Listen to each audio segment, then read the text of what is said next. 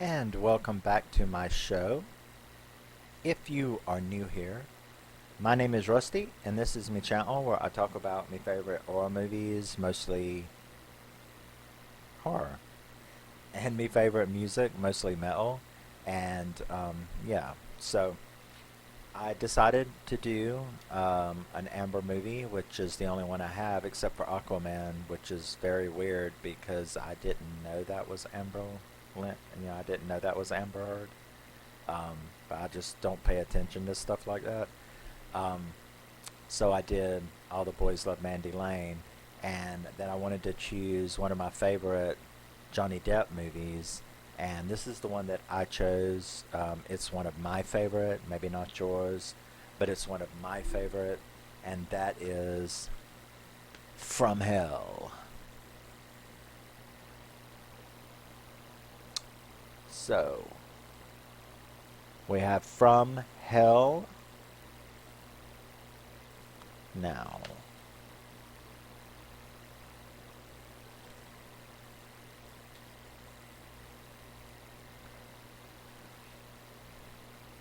So From Hell was released in 2001. It was directed by Albert and Alan Hughes, written by Alan Moore from a graphic novel, um, and Eddie Campbell from a graphic novel, and the screenplay was by Terry Hayes. It stars, of course, Johnny Depp, Eva Graham, and Ian Holm. Now, and like I said, it was in 2001. So, From Hell is sort of, I guess, a very good and interesting take on Jack the Ripper. It's sort of, this theory is actually kind of real. Some of this stuff, the Masons, Prince Albert being involved, um, not himself, but by proxy. Um,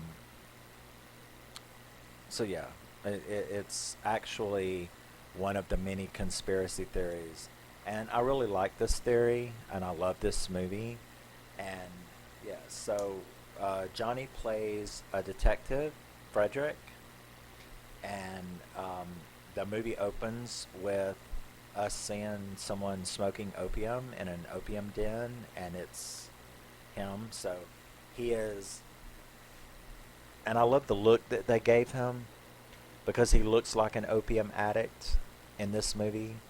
I love the cinematography in this movie. It's very dark, and uh, Johnny really was beautiful in this movie. He reminded me of, and this is so weird to say, but Lane Staley, that last MTV Unplugged that he was at, he was so deep and going down into heroin addiction, but and you can see it, but at the same time, he's so beautiful. He is like it's he looked more beautiful than he had in his entire career, and yet he was that close to dying. You know what I mean? It's weird. But I love the way Johnny Depp looks in this movie. He looks like an opium addict in this movie. Gaunt and pale, but still beautiful. It's weird. It's very weird. But it opens with that. We're in London in 1888, of course, in the Whitechapel district.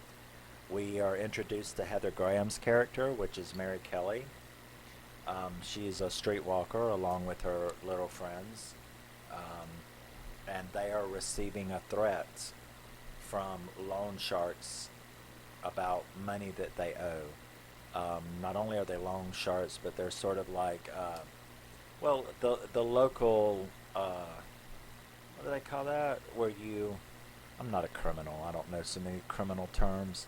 What is it that those people, protection racket? You know, it's like the people that make a business pay $50 a month, and they ensure that your shit don't get busted. You know what I mean? And so that's kind of I think what's going on with this little gang. So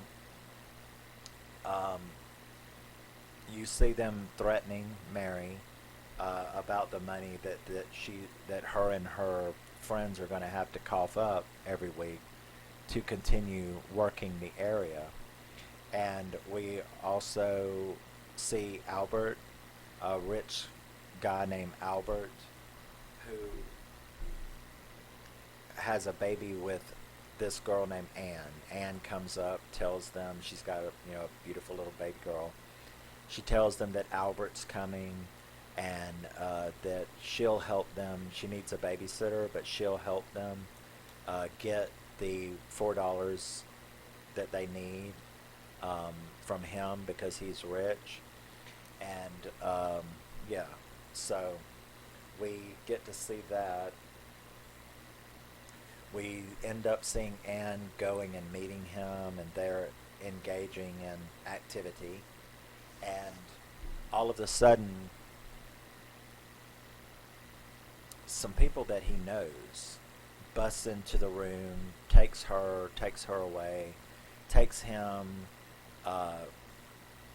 Missed opportunity for a good nude shot there. I know I'm always saying shit like that, but they take him away, they take her away, and he knows them. Whoever whoever they are, he knows who they are, and they take them away. And she's taken. You see her getting interrogated about who else knows about this. I assumed at the time they were talking about the baby. Who knows you're with him, have been with him, and who knows about this baby. So they want to know, or they threaten to kill her, if she don't tell them who else knows about the baby, and especially the name of the father or anything like that. So it's right after that, Mary and Martha, they see her getting taken off, and they see him getting taken off, and there's Mary stuck with this baby, so she's going to take it to her parents, and she's going to meet Martha back. Well, we get to see Martha get slashed. So Martha gets killed, and it's the first Ripper murder. That's what sets it all off. So you see Fred again in the opium den. I call him Frederick. You get to see Frederick again in the opium den, and Robbie Coltrane, whom I love to death. He's in a British crime show called Cracker, which is one of the best under Prime Suspect. It's like the second best crime show ever created, and it's called Cracker with Robbie Coltrane. So I love Robbie Coltrane. And he plays like the sergeant, and he is great friends with Frederick. And so he's in there, and he gets him out of the opium den, sobers him up to go and investigate this horrible murder that they have found. So his name is Peter, Sergeant Peter. So he is put in charge of the murder of this unfortunate, which is what they called prostitutes. They show him the body and all of this kind of stuff. It's really ghastly.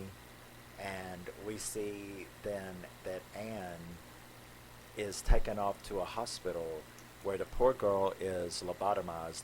And I'm not talking about the later version of lobotomy where they go into the eye socket and do that. No, this is like the very first kind of lobotomized, which is they just kind of like ice pick one side, ice pick the other side, and they just basically destroy your frontal cortex, and you're just left pretty much vegetable. But they do that to her. So, Martha's dead and Anne has disappeared. So,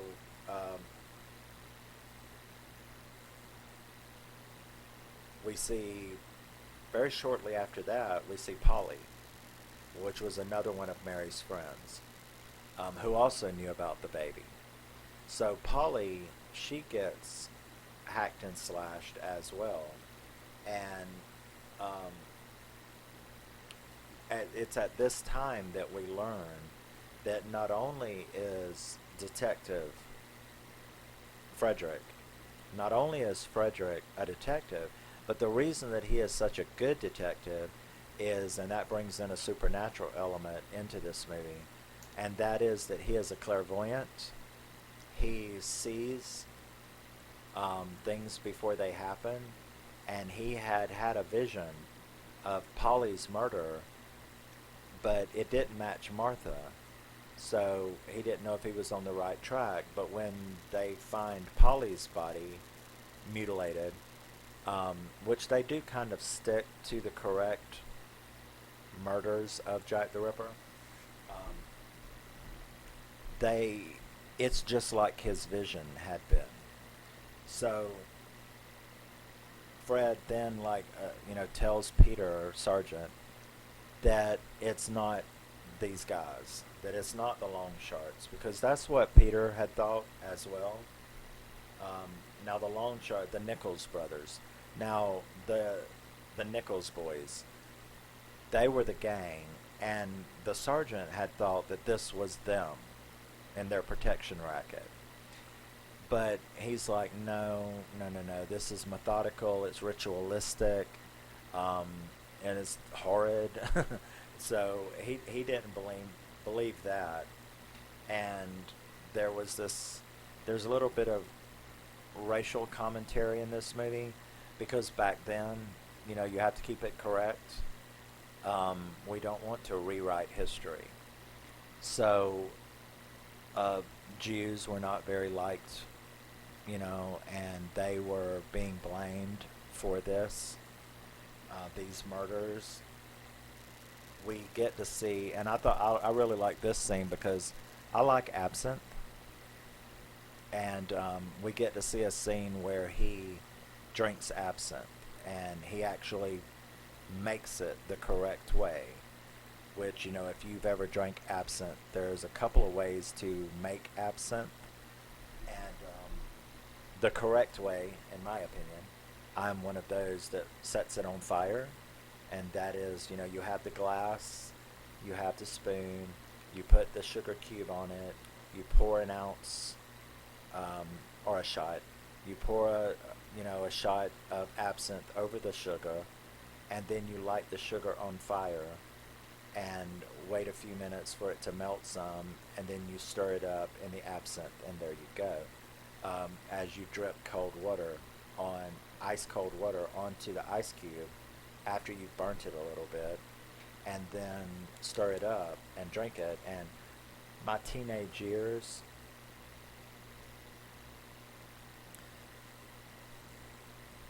the Green Fairy left his mark. That's all I got to say.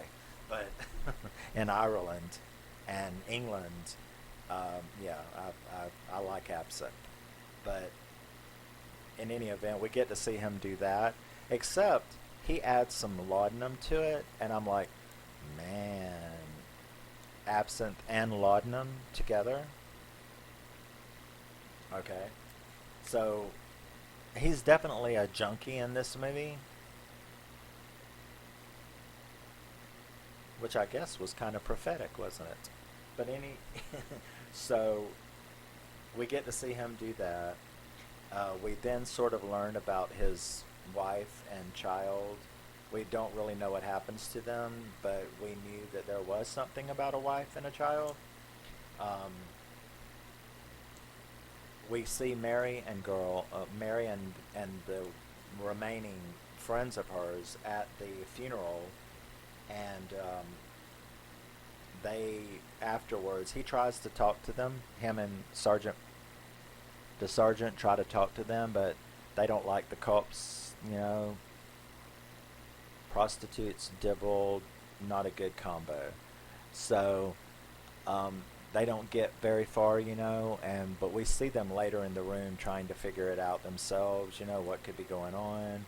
What about Albert and Anne? What they had witnessed, and now the parents of Anne and the baby are gone too. So yeah, we then get to see Jack's room, we see Jack getting ready to go out, which is a pretty spooky scene as he gathers up, that equipment, the medical equipment that he carries with him. Um, and we see Annie, one of the remaining friends, is picked up by the carriage and brutally, brutally murdered. And what is interesting is that the carriage driver that picks her up, it was Albert's carriage driver, the one that we had seen with Prince Albert. Well, we don't know he's Prince Albert yet, but with Albert, when Anne and him were attacked, it's the same carriage driver who seems to also be working for Jack. So that's a little part of the mystery. And when her body is found, he spots the same clues, grapes, which would have been astonishingly expensive during that time.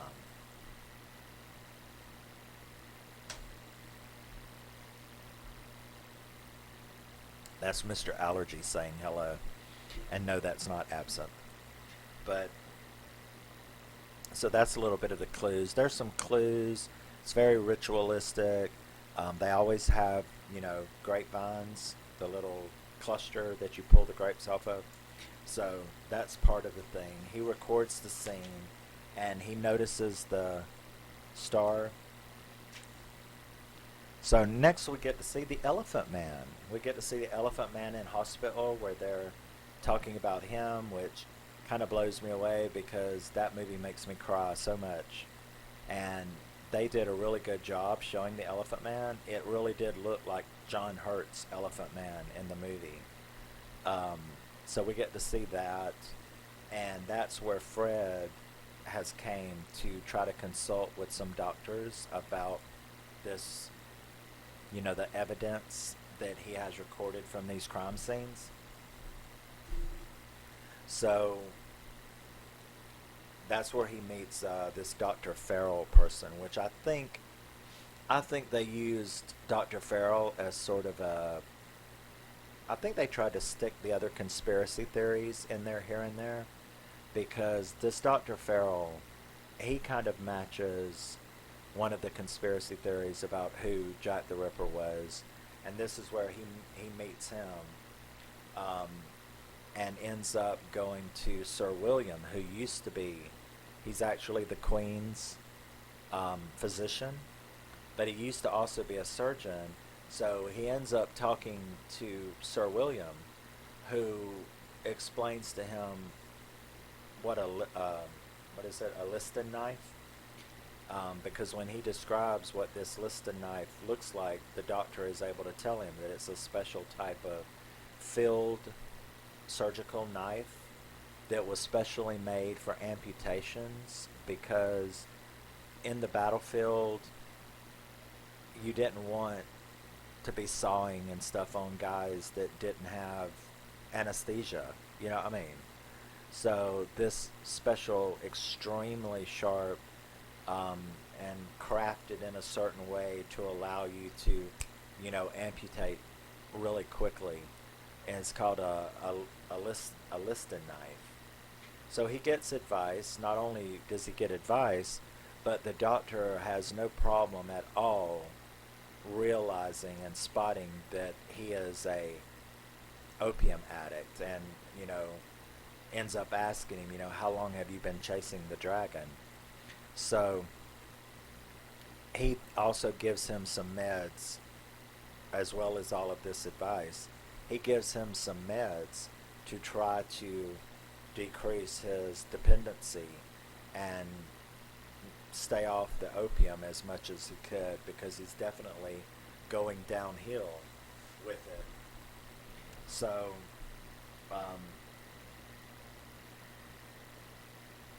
once again we see we see Albert once again.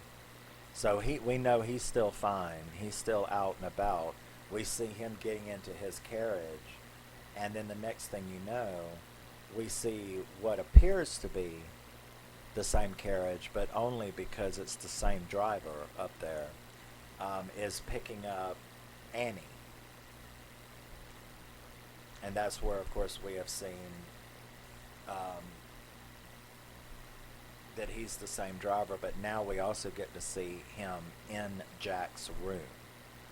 So we know for 100% fact now that this carriage driver is working for Jack the Ripper. And he's kind of talking, and Jack is talking back to him. And you can tell the guy is kind of dense, and he's telling him that all of these murders and stuff is really getting to him. And although he has participated in them, he knows that they're going on, and it's really troubling him and bothering him. And you see Jack convincing him that he really has no choice, and that it's all for the greater good and stuff like that. So that was pretty creepy. Um, Anne ends up going and finding Detective Frederick, and he actually is very nice to her. He takes her out to eat, where she tells him about Anne and Albert, and he tells her about his visions. So they kind of open up to each other, and after hearing about Anne and Albert, Detective Frederick starts getting this idea that something is going on, and so he starts investigating what's called the Special Branch, which is basically the Queen's hitman, because we're talking about Queen Victoria at this time. So the Queen's, basically her special branch. So he starts and finds out that his name is Kidney, which is weird to have that. Have you ever heard of anyone with the last name Kidney? That's weird. But so he starts investigating Kidney and the special branch, and he takes Anne to a museum. He wants to show her some pictures, some paintings, right?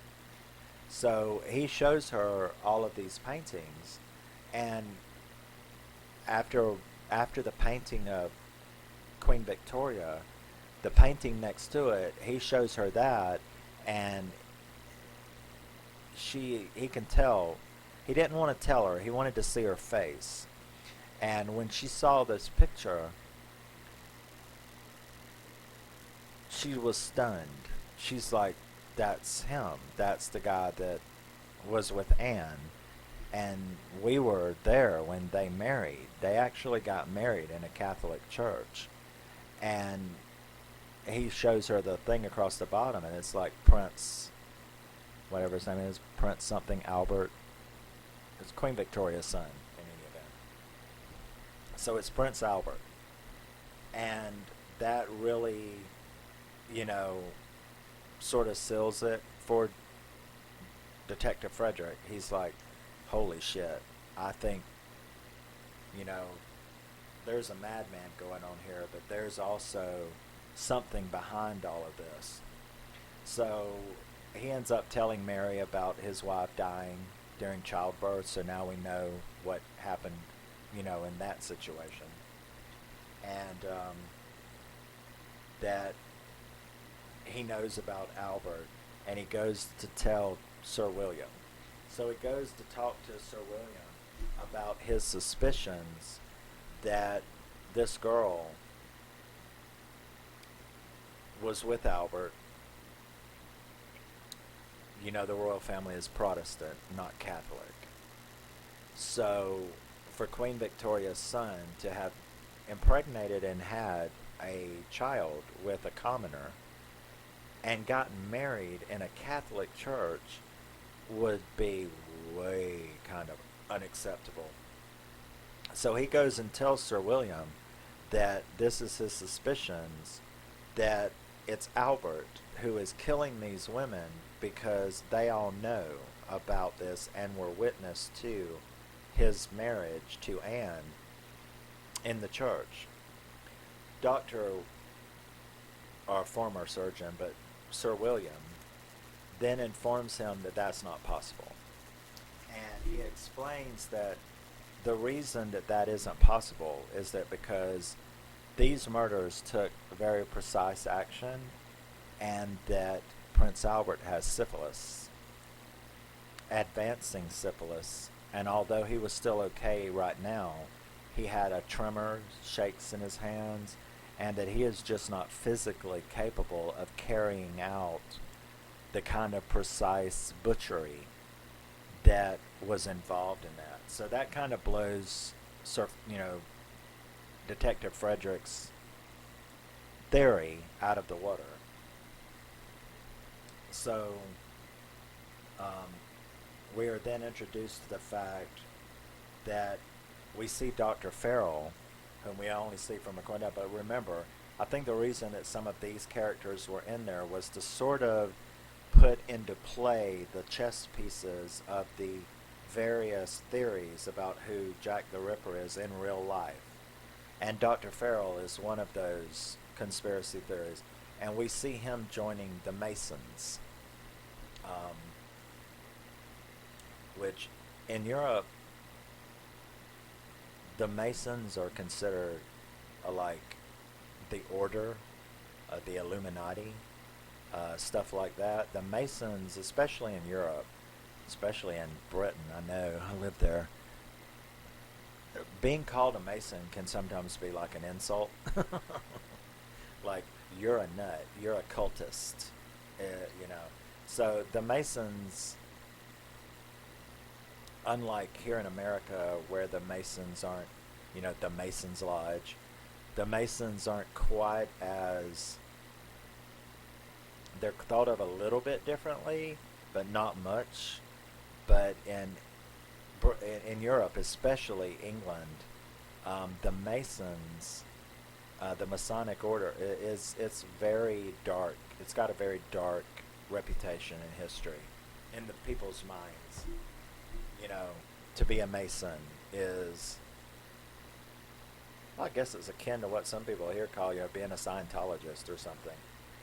They use it as an insult. But so now that Frederick has had his theory about it being Prince Albert kind of squashed, he goes and tells Mary and her friends that they need to hide out, and it's Mary's room. Mary was the last Jack the Ripper victim. If you go look at those pictures, oh my God. But so you actually get to see that particular room where they found Marianne in real life. So her and I guess it's just, what is it? There's only three, her and two friends that are left. So he tells her to go and hide out there while he finishes investigating his suspicion, because now he thinks, okay, it's not Prince Albert, but it's the special branch that's doing it to cover up what Prince Albert did, and that was marry Anne, have a baby with her, and marry her in a Catholic church. So that's what, his theory is now. So he now believes that it's Kidney that's Jack, due to Anne and Albert's legit heir and trying to cover it up for Queen Victoria. So, and killing all that he knows, all that who knows about it. So one of the last of her friends, Liz, who was gay, had brought her girlfriend um, to that place, but her and the girlfriend had a fight, and so Liz took off and ends up becoming the next victim, because she gets in the carriage and is killed, but he doesn't have the time to mutilate her, so she's the one that wasn't. She just had her throat cut, but some of the signs were still there though. So the other one, who goes out to try to get Liz, Kate, she is the one that gets attacked and mutilated. So now there's no one left really but Mary and that Liz's girlfriend, Ada. Ada, that was her name. So Fred has this vision of Mary being killed in one of his little things. He gets very upset. They suspend him from duty because when he was at the crime scene of Kate, I guess, um, he caused a big stink because the captain, the commander, wanted to have evidence erased from the wall, and he didn't like that. They had a fight. They suspended him from duty, um, and he then has the vision of Mary dying, and because of this vision, he begins to suspect that the Freemasons are the origin of the vision of the ritualistic things that he sees at the crime scenes are due to the Freemason ritualistic stuff. So he goes to confront Sir William one last time, and he gets there, and there's this really fantastic scene where he basically roundabout at first, but then straight on confronts Sir William, who then, I swear that man's eyes turn just black, but he turns around and he admits to being Jack the Ripper. So it was Sir William, the Queen's doctor, the Queen's surgeon, or family doctor, the royal family doctor, who was Jack the Ripper. So he tries to kill him, but he doesn't, because he wants to save Mary, right? But he doesn't get the chance because Kidney and them come in, they knock him out, they take him off, and obviously are going to take him off and kill him. But they end up having a big fight in the carriage. He ends up getting loose before they can jab him full of whatever they were going to jab him full of. Because, let's face it, Detective Frederick could have been killed at any time and nobody would have suspected. He was a severe opium addict, right? So they could have shot him up with opium or shot him up with laudanum and killed him, and he would have just been a typical overdose, right? Because he was a junkie anyway. So I think he knew that, so he started fighting like a trapped animal, which is what he was. And he ends up wrecking the carriage, which kills Kidney, so he got his just desserts. He escaped.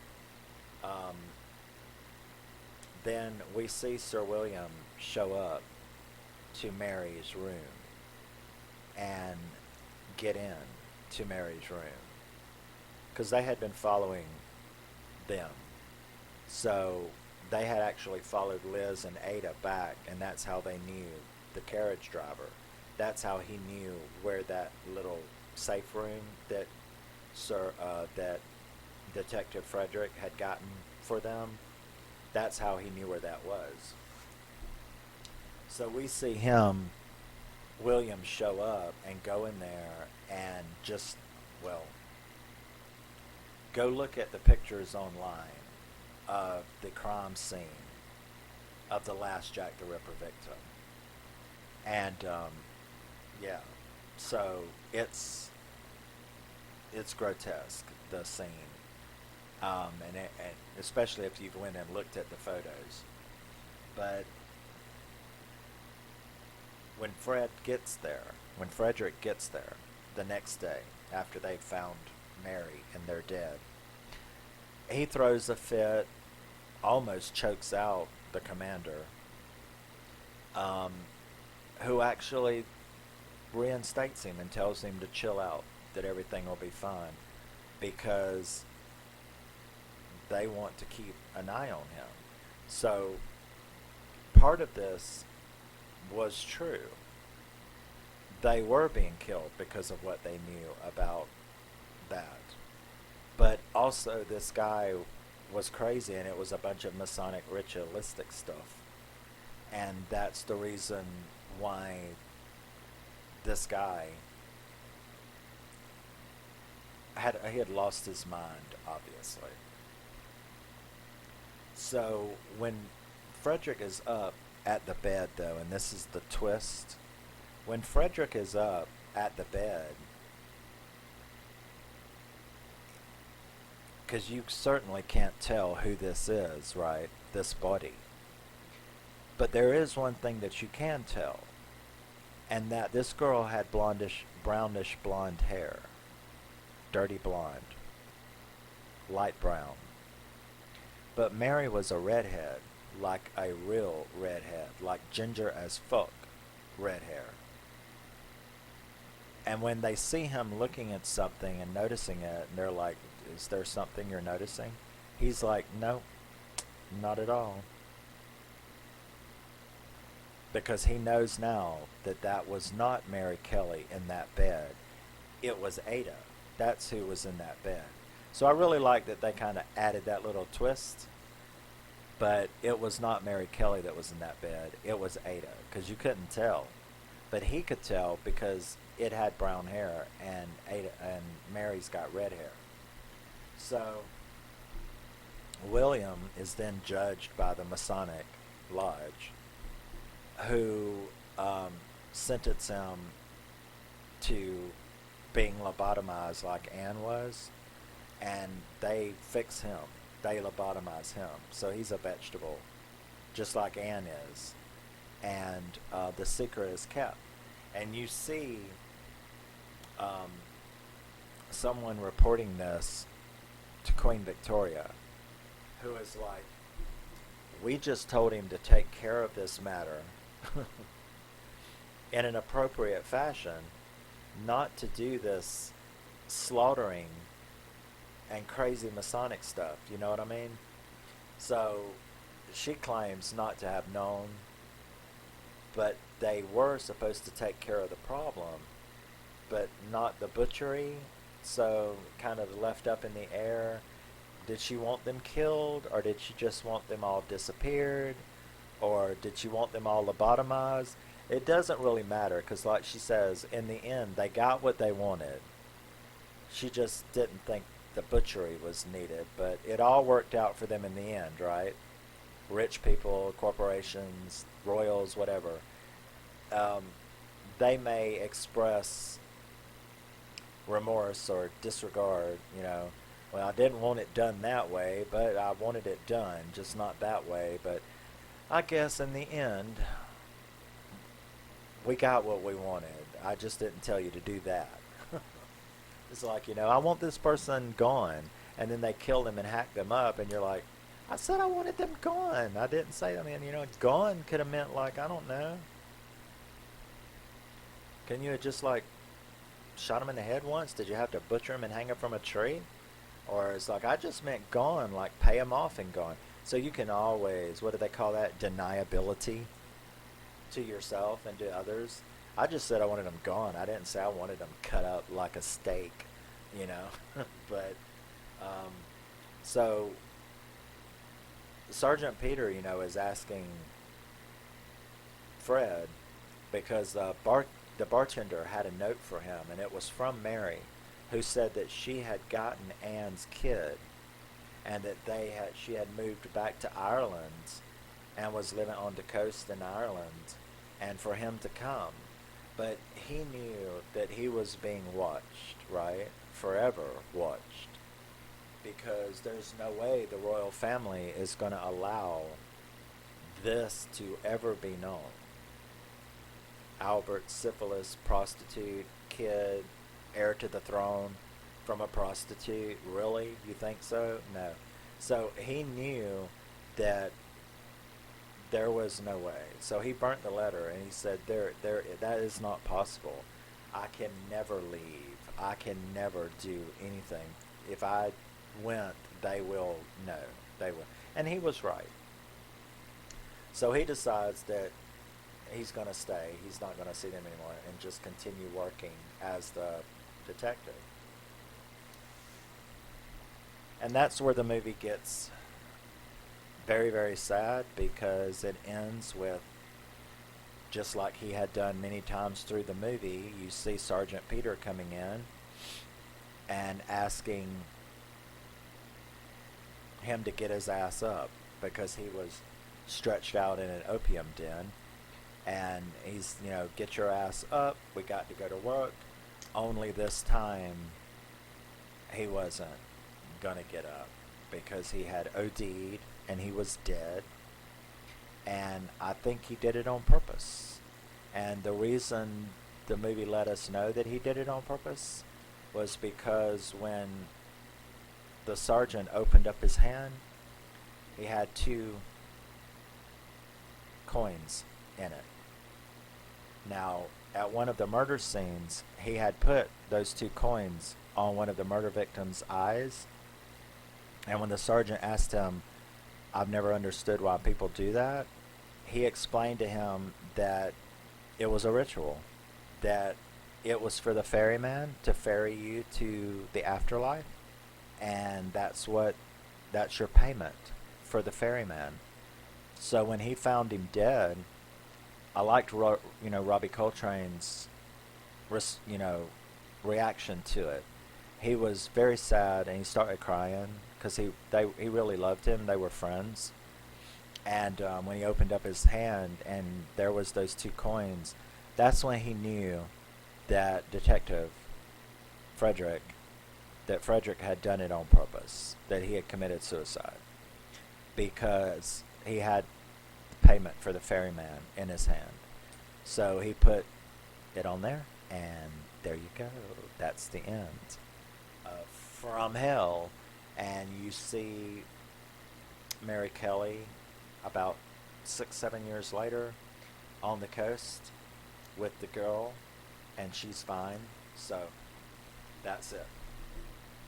So there we have it, boys and girls. Johnny Depp, Heather Graham, From Hell, 2001. This is one of my favorite Johnny Depp movies. I love. It's dark, it's gloomy, it's gothic. It's like sort of got the saturation and visual appearance of like Underworld. It's very dark and gloomy and gothic. I really like the look of this movie, the look in it, especially at night. And yeah, Heather Graham was great. Johnny Depp was phenomenal in this movie. Robbie Coltrane was phenomenal in this movie. Holm was phenomenal in this movie. It's a great movie. Very good. Got high ratings on there too. But yeah, so that's it. From Hell. I like the theory. I like the story. I like the way it all kind of wraps it up neatly. But yeah, From Hell, 2001. Johnny Depp, Heather Graham. And I will see you in the next video. Thank you very much for stopping by. I do appreciate anybody who takes the time to watch this. And got anything to say about any of it, let me know. And yeah, always remember you're a very special and unique person. Don't let anyone ever tell you differently. Take it away from you, because no matter what the world is doing to you, or anybody is doing to you, or saying to you, that's the one thing they can't never take away. They cannot ever take it away from you. You are the only one of you, and that matters. So yeah, I will see you in the next video. As of this filming, they haven't came back with the verdict of the jury, but in perpetuity, I will leave you with this. Love you, miss you, bye, and see you in the next video. Always stay scary and keep screaming, especially when appropriate. And justice for Johnny Depp. Bye-bye. Why do I keep grabbing the wrong mouse? And I was trying to make a statement here, and I gotta fuck it up. That sucks. Bye-bye.